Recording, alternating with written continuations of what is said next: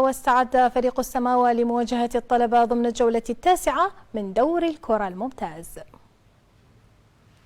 أنا لما واثق من قدراتي وواثق من إمكانية دعم الإدارة وجمهور السماوة اللي كان اعتبره رقم 12 لكن مشوقين له بصراحة.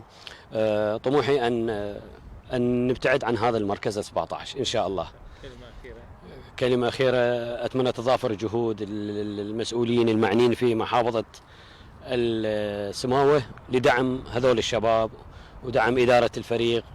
واللي قلت لك في السابق من دربناها كانت ناس أصحاب أموال ميسورة دار هسه كرة القدم صارت مادة وعصب الرياضة. يعني أنا ما أقدر أجيب لاعبين من بغداد بعلاقاتي، يعني إذا أقول له راتبك هالقد ممكن ما يجي، لكن إذا عندك مال ممكن يجيك.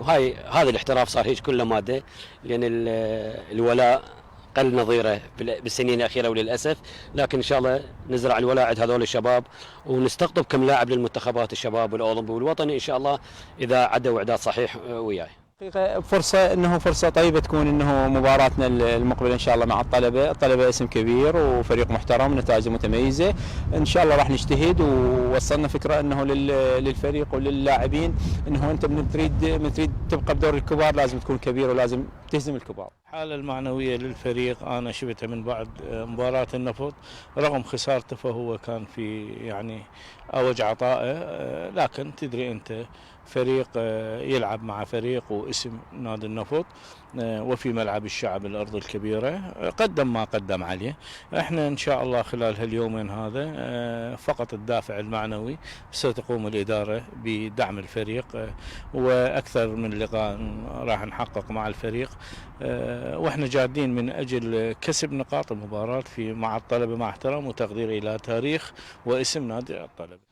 أول بالبداية نرحب بكابتن شاكر، كابتن مدرب غني عن التعريف وله إنجازات مع المنتخب الوطني كان مع نادي الكهرباء. فريقنا مستعد استعداد جيد، ننسى النتائج اللي راحت ان شاء الله. احنا يعني عندنا 7 نقاط، يمكن اللي فوقانا كلهم 8 و9، يعني الفرق مو بعيد. فريقنا فريق شبابي بس شويه ان شاء الله يراد له بس ونقبل ان شاء الله ومستعدين، وان شاء الله بوجود الكابتن رايحين بعيد. استعداداتكم للطلبه؟ الطلبه ان شاء الله مستعدين. احنا فريق جماهيري، فريق عنيد، فريق يمتلك لاعبين من اللاعبين الممتازين، وان شاء الله احنا جاهزين ان شاء الله 3 نقاط لا غير.